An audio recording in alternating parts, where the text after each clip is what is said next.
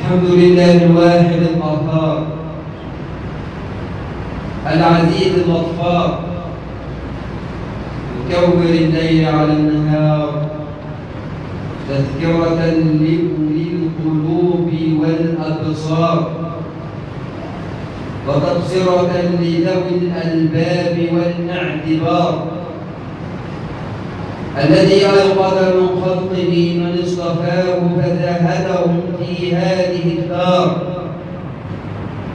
وشغلهم بمراقبته وإدامة الأفكار وملازمة الاتعاظ والأذكار ووفقهم للدأب في طاعته والتأهب لدار القرار والحذر مما يسخطه ويؤذبه دار البوار والمحافظة على ذلك مع تغاير الأحوال والأطوار. أحمده أبلغ حمد وأزكاه وأشمله وأنماه وأشهد أن لا إله إلا الله البر الكريم الرؤوف الرحيم يا من عليه مدى الأيام معتمدي إليك وجهت وجهي لا إلى أحد أنت المجيب لمن يدعوك يا أملي يا عدتي يا شفائي ويا سندي يا مالك الملك يا معطي الجزيل لمن يرجو نداه بلا حصر ولا عدد ما لي سواك وما لي غير بابك يا مولاي فامحو بعفوك ما جنته يداي وأشهد أن سيدنا ونبينا وعظيمنا وحبيبنا محمدا عبده ورسوله وحبيبه وخليله الهادي إلى صراط مستقيم والداعي إلى دين قويم صلوات الله وسلامه عليه وعلى سائر النبيين وآل كل وسائر الصالحين ومن تبعهم بإحسان إلى يوم الدين.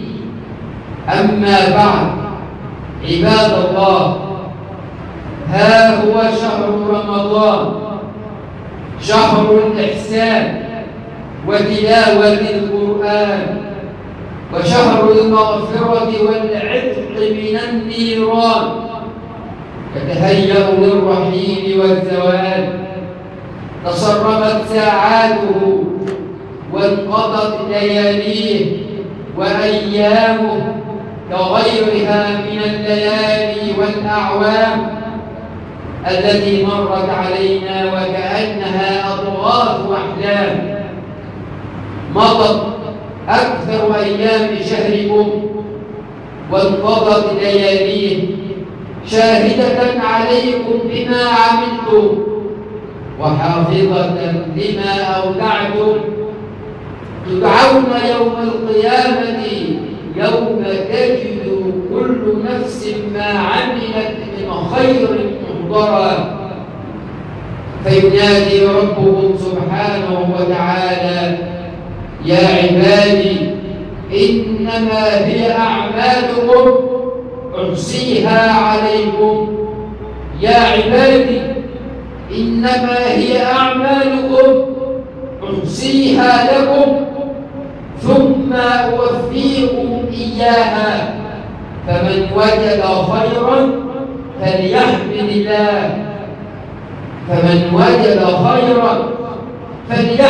الله عز وجل ومن وجد غير ذلك فلا يلومن إلا نفسه. هذا هو شهركم وهذه نهايته. ولربما يكون هذا الشهر آخر شهر يصومه بعضنا، فكم من مستقبل لرمضان لم يستقبله، وكم من مؤمن يعود إليه لم يدركه. وتلك الأيام نداولها بين الناس، فأيام الشهر الفضيل تمضي بنا سريعا، فما أسرع مرور الأيام وتعاقب الأزمان، وإنها لآية للمعتبرين وذكرى للذاكرين. وها هي العشر الأواخر من شهر رمضان المبارك، صفوة العمر تتراءى في الأفق مؤذنة برحيل شهر انتظرناه. فكم كنا في لهفة واشتياق لاستقباله والأنس بأيامه ولياليه. عقدنا الآمال تلو الآمال فيه، عقدنا الآمال تلو الآمال فيه لزيادة الطاعات والقربات ومحو الذنوب والسيئات. فيا سعادة من فاز بالقرب من ربه، فيا سعادة من فاز بالقرب من ربه بكثرة الطاعات والقربات، ويا خسارة من تعلق بحبل الآمال، ويا خسارة من تعلق بحبل الآمال وترك شريف الأعمال، وانشغل بالمنهيات عن خير الليالي والأيام. أيام 10 أو أقل هي خاتمة هذا الشهر المبارك، فالضيف العزيز الذي طالما انتظرناه بدأ يلملم أيامه ولياليه استعدادا للرحيل. ولكن فضل الله عليكم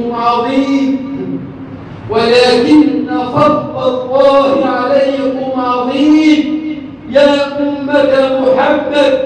فما زال فينا بقي خير كثير لمن جدد النية وعقد العزم لاستقلال ما بقي من أيامه الغر الميامين ولياليه المباركات.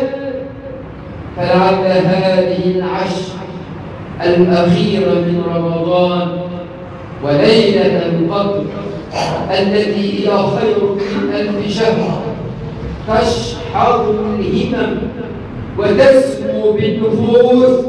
أيها المسلمون، لئن مضى من شهركم الكثير فقد بقيت فيه بقيت من شهركم العشر الأواخر التي كان النبي صلى الله عليه وسلم يحتفي بها أيام احتفال يزيد فيها من العبادة ما لا يزيد في غيرها من أيام وليالي الشهر. تقول عائشة رضي الله عنها وأرضاها كما في البخاري: كان النبي صلى الله عليه وسلم إذا دخل العشر شد مئزره وأحيا ليله وأيقظ أهله. وكانت تقول كما عند مسلم: كان يجتهد في العشر ما لا يجتهد في غيرها.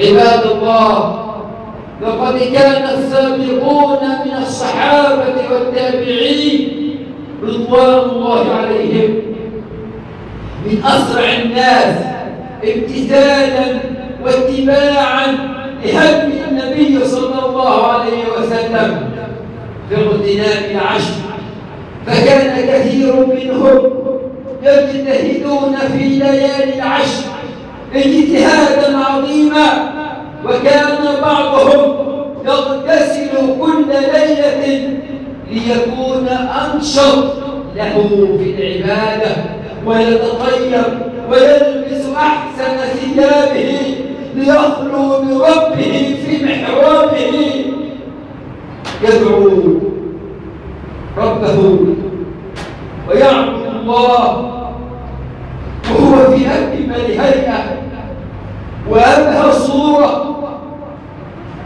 يقول سفيان الثوري رحمه الله: أحب إلي إذا دخلت عشر الأواخر أن يجتهد العبد بالليل ويظهر أهله وولده إلى الصلاة إن أطاقوا ذلك. أحب إلي إذا دخل العشر الأواخر من رمضان أن يجتهد العبد بالليل وينقذ أهله، ينقذ أهله، ينقذ الزوجة، ينقذ الأبناء، ينقذ الأب، ينقذ الأم، وينقذ أهله وولده إلى الصلاة إن أطاقوا ذلك. قوم إذا حاربوا شدوا مأثرهم عن النساء ولو باتت بأطهار. أيها الأحباب، ولقد هلت علينا العشر من رمضان صفوة أيام العمر، أفضل أيام العمر على الإطلاق. هذه العشر الأواخر من رمضان فيها ليلة هي ضرة أيام العمر، هي ضرة أيام العمر. فيها ليلة هي خير من 1000 شهر. لقد هلت علينا العشر من رمضان صفوة أيام العمر لتذكرنا برسول الله صلى الله عليه وسلم واجتهاده في العبادة فيها، وهو صلى الله عليه وسلم الذي غفر الله له ما تقدم من ذنبه وما تأخر، ومع ذلك كان يجتهد في العبادة، وهو الذي غفر الله له ما تقدم من ذنبه وما تأخر. فما لنا لا ننهض بهذا الركب الطيب المبارك امتثالا وتأسيا برسول الله صلى الله عليه وسلم. أيها الأحباب، كان النبي صلى الله عليه وسلم يجتهد في العبادة في هذه الأيام الطيبة المباركة، وهو الذي غفر الله له ما تقدم من ذنبه وما تأخر، حتى نقتضي به في أفعاله وحسن أخلاقه. فقد قال الله سبحانه وتعالى: لقد كان لكم في رسول الله أسوة حسنة لمن كان يرجو الله واليوم الآخر وذكر الله كثيرا. وجاءت العشر أيها الأحباب لتذكرنا بقوله تعالى: وتلك الأيام نداولها بين الناس، وبقوله تعالى: كل نفس ذائقة الموت، وبقوله جل جلاله: كل من عليها فان، كل من عليها فان، ويبقى وجه ربك ذو الجلال والإكرام. بالأمس القريب كنا ننتظر شهر رمضان، وها نحن في العشر الأواخر منه. هل من مطعم؟ هل من مدكر. قال الحسن البصري رحمه الله: يا ابن آدم إنما أنت أيام إذا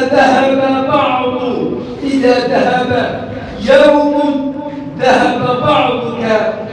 وأخبر صلى الله عليه وسلم عن نفسه والدنيا، فقال في الحديث الذي رواه الترمذي بسند حسن، وقال حديث حسن صحيح، قال صلى الله عليه وسلم: ما لي وما للدنيا، ما أنا في هذه الدنيا إلا كراكب استظل تحت شجرة ثم راح وتركها.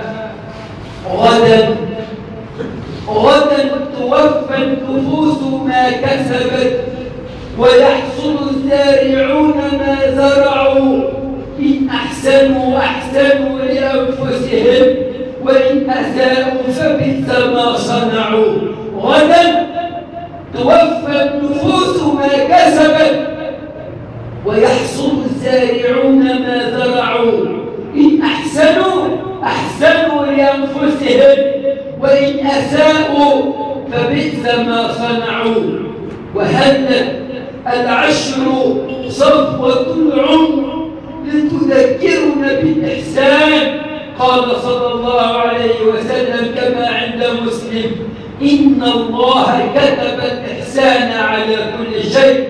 وعرف النبي الإحسان صلى الله عليه وسلم كما عند البخاري فقال: الإحسان أن تعبد الله كأنك تراه، فإن لم تكن تراه فهو يراك. أن تعبد الله يا عبد الله، أن تعبد الله يا عبد الله كأنك تراه، فإن لم تكن تراه فهو يراك. هكذا عرف النبي الإحسان صلى الله عليه وسلم. فعليك يا عبد الله بمراقبة الله في السر وفي العلن وفي القول والعمل وفعل الخيرات على أكمل وجه ابتغاء مرضات الله عز وجل. ومن إحسانك لنفسك يا عبد الله أن تبعدها عن الحرام ولا تفعل إلا ما يرضي الله، وبذلك تطهر نفسك وتزكيها وتريحها من الضلال والحيرة في الدنيا ومن الشقاء والعذاب في الآخرة. قال تعالى: إن أحسنتم لأنفسكم وإن أسأتم فلها. وهلت صفوة أيام العمر لتذكرنا بأن الحسنات يذهبن السيئات. قال تعالى: وأقم الصلاة طرفي النهار وزلفا من الليل إن الحسنات يذهبن السيئات ذلك ذكرى للذاكرين. ويقول عز وجل: إن تجتنبوا كبائر ما تنهون عنه نكفر عنكم سيئاتكم وندخلكم مدخلا كريما. ويقول صلى الله عليه وسلم كما عند الترمذي: اتق الله حيثما كنت واتبع السيئة الحسنة تمحها وخالق الناس بخلق حسن. ويقول صلى الله عليه وسلم: الصلوات الخمس والجمعة إلى الجمعة ورمضان إلى رمضان مكفرات ما بينهم إذا اجتنبت الكبائر.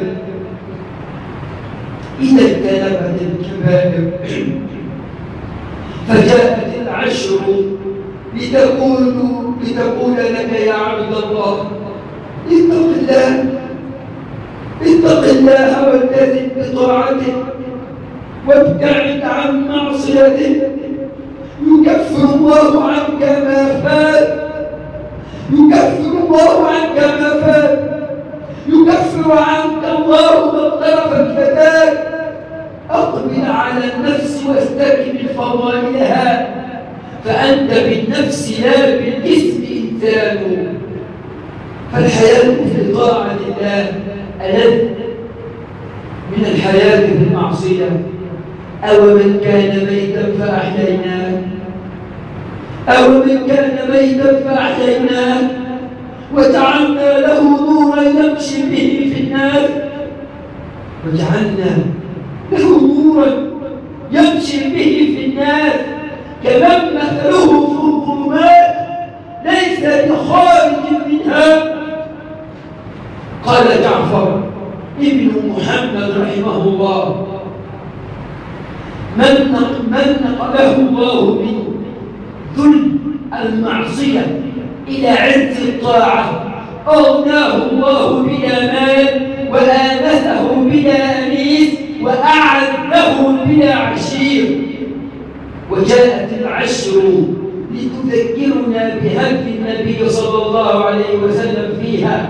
قالت عائشة رضي الله عنها كما عند البخاري: كان النبي صلى الله عليه وسلم إذا دخل العشر شد مئزره وأحيا ليله وأيقظ أهله.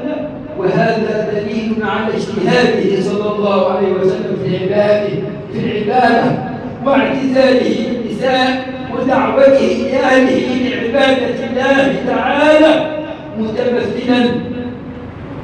متمثلا لقوله تعالى: وأمر أهلك بالصلاة واصطبر عليها لا نسألك رزقا نحن نرزقك والعاقبة للتقوى. وكان صلى الله عليه وسلم يقول: أيقظوا صواحبات الحجر، أيقظوا صواحبات الحجر، فرب كاسية في الدنيا عارية في الآخرة، أي كاسية بنعم الله عز وجل في الدنيا، عارية من شكره والإيمان به، فهي عارية يوم القيامة من رحمته والعياذ بالله. ومن هديه صلى الله عليه وسلم أنه كان يعتكف العشر الأواخر من رمضان. فعن عبد الله بن عمر رضي الله عنهما قال: كان رسول الله صلى الله وسلم وبارك عليه يعتكف العشر الأواخر من رمضان. رواه البخاري. ومن الجائز أيها الأحباب أن يقول المصلي أثناء دخوله المسجد للصلاة: نويت الاعتكاف مدة بقائي في المسجد. هذا لمن لم يستطع أن يعتكف العشر كاملة أو بعض ليالي. من الجائز لمن لا يستطع أن يعتكف العشر كاملة أو بعض الليالي أن يقول أثناء دخوله المسجد: نويت الاعتكاف مدة بقائي في المسجد، فيحسب له الاعتكاف إن شاء الله. فيا أيها الأحباب، اقتدوا بسنة النبي صلى الله وسلم وبارك عليه، واعتكفوا في هذا الشهر أو في هذه الأيام الطيبة المباركة. أقول قولي هذا وأستغفر الله لي ولكم، فادعوا الله يغفر لكم.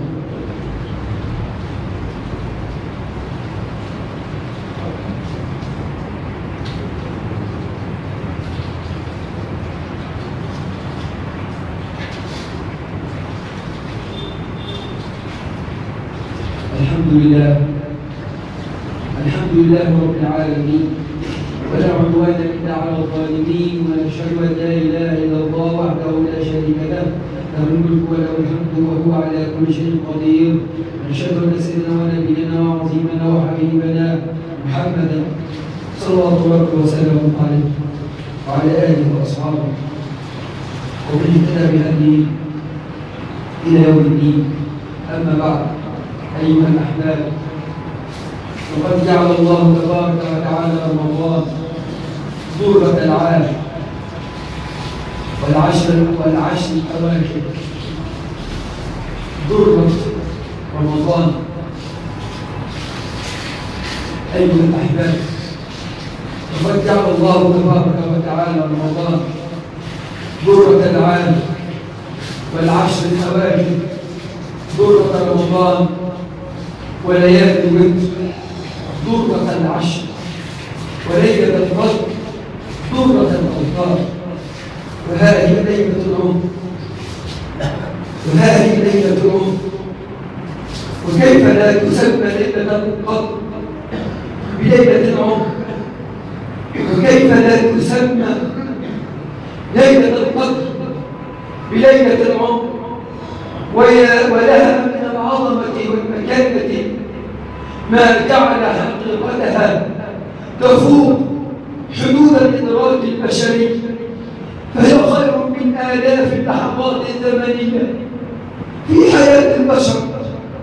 فكم من آلاف الشهور بل وآلاف السنين قد انقضت دون أن تترك في الحياة بعض ما تركته هذه الليلة المباركة، هذه الليلة المباركة السعيدة من آثار وتحولات.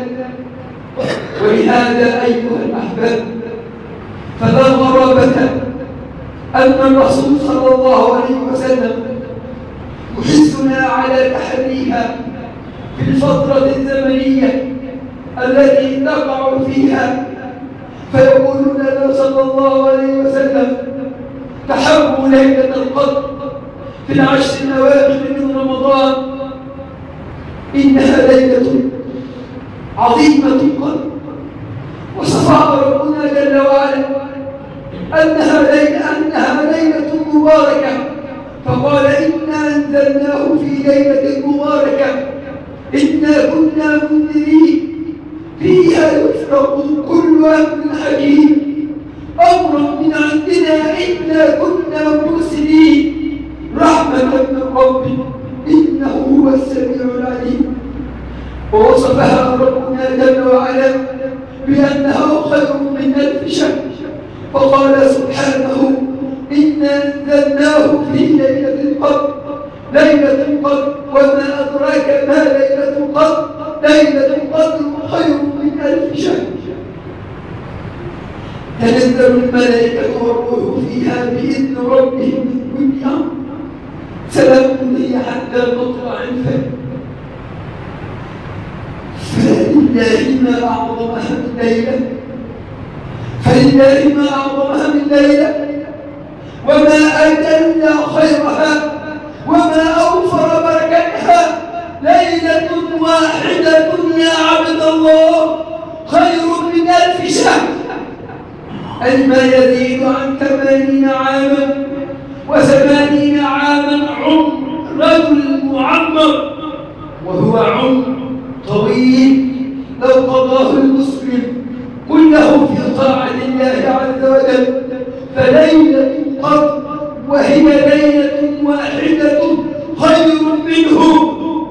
هذا لمن حصل فضلها ونال بركتها. قال مجاهد رحمه الله: ليلة القدر خير من 1000 شهر، ليس في تلك الشهور ليلة القدر.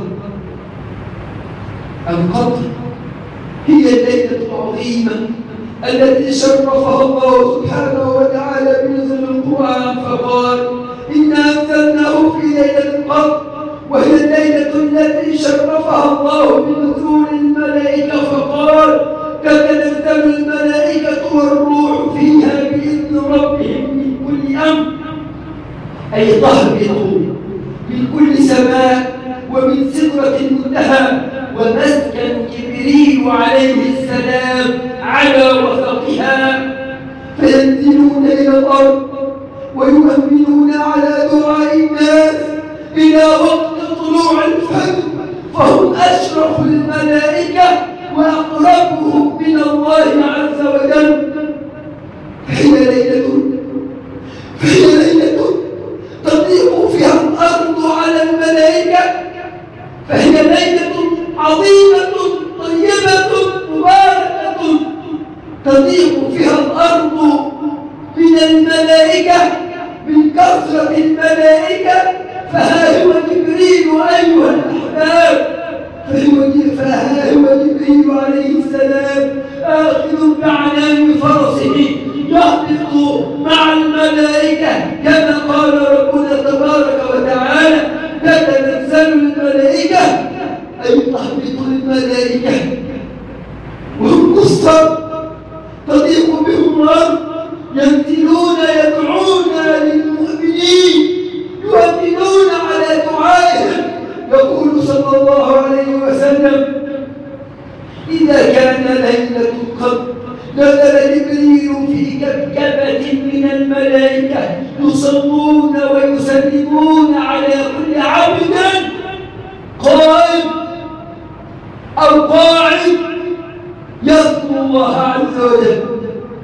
تنزل الملائكة تصلي وتسلم على كل عبد يجلس أو يقف، المهم أنه في عبادة الله، أنه يقيم على الطاعات، أنه يسير بين الناس في الخير أو بالخير. تهبط الملائكة في هذه الليلة الطيبة المباركة حتى أن الأرض لا تسع الملائكة من كثرة هؤلاء الملائكة. إنه فضل عظيم لأمة محمد صلى الله عليه وسلم. فأخبر الله سبحانه وتعالى هنا أن الملائكة تنزل أو تتنزل في ليلة القدر. لماذا؟ لتنفذ الخير للمسلمين، أي تؤمن على دعاء المسلمين. فهذه إشارة يا أمة محمد. ثم هي ليلة السلام لك يا عبد الله، لا يصيبك فيها مكروه. هي ليلة سلام لك يا عبد الله كما أخبر الله بذلك: فما يصيبك فيها مكروه. قال تعالى: والملائكة يدخلون عليهم من كل باب سلام عليكم بما صبرتم فنعم عقبى الدار. والحكمة أيها الأحباب من نزول الملائكة في هذه الليلة على وجه الخصوص، قالوا: إن الملوك والسادات لا يحبون أن يدخل دارهم أحد حتى يزينوا دارهم بالفرش والبسط ويزينوا عبيدهم بالثياب والأسلحة. فإذا كان ليلة القدر أمر الرب تبارك وتعالى الملائكة بالنزول إلى الأرض، لأن العباد زينوا أنفسهم بالطاعات، زينوا أنفسهم بالصوم، زينوا أنفسهم بالعباد، زينوا أنفسهم بالصلاة، زينوا أنفسهم بالزكاة، زينوا أنفسهم بمكارم الأخلاق، زينوا أنفسهم بالحب بينهم فيما بينهم، زينوا أنفسهم بالتعاون فيما بينهم، زينوا أنفسهم في ليالي رمضان، وزينوا المساجد بالقناديل والمصابيح. فيقول الرب تبارك وتعالى للملائكة: يا ملائكتي أنتم طعنتم في بني آدم وقلتم أتجعل فيها من يفسد فيها ويسفك الدماء. هذا عندما بدأ الله أصل خلقه. فقلت لهم، أي أن الله قال للملائكة: إني أعلم ما لا تعلمون. يا ملائكتي اذهبوا إليهم في هذه الليلة المباركة حتى تروهم قائمين ساجدين راكعين، لتعلموا يا ملائكتي أني قد اخترتهم على علم على العالمين. فالله يبالي بكم الملائكة. يا أيها المؤمنون، يا أيها الصائمون، يا أيها الموحدون، الله يبالي بكم الملائكة لطاعتكم لربكم، بتقربكم بالطاعات لله. أطلني غرة الظهر، أطلني ليلة القدر، أطلني ضرة الأيام مثل الكوكب الدري، أطلني في زمن العمر إشراقا مع البدر. سلام أنت في الليل وحتى مطلع مطلع الفجر سلام يعمر الدنيا يغشي الكون بالطهر وينشر نفحة القرآن والإيمان والخير لأنك منتهى أمري فإني يوم لا أدري أفي حلم أفي وعي أنا يا حيرة الفكر فما قيس وما ليلى وما ذاك الهوى العذري حفظت هواك في سري فباحت مهجة السر لأنك أنت أمنيتي لأنك ليلة القدر اللهم بلغنا ليلة القدر اللهم بلغنا ليلة القدر اللهم ارزقنا ليلة القدر اللهم لا تحرمنا خير ليلة القدر اللهم إنك عفو كريم تحب العفو فاعف عنا اللهم اشف مرضانا ومرضى المسلمين وارحم موتانا وموتى المسلمين اللهم نجنا من الفتن اللهم نج بلادنا من الفتن اللهم نج بلادنا من الفتن اللهم نج بلادنا من الفتن اللهم ارزقنا الامن والامان والسلامه والسلام اللهم اصلح الراعي والرعيه اللهم ارزقنا الهدى والتقى والعفاف والغنى ربنا اننا لما انزلت الينا من خير الفقراء اللهم اشف مرضانا ومرضى المسلمين وارحم موتانا وموتى المسلمين اقول قولي هذا واستغفر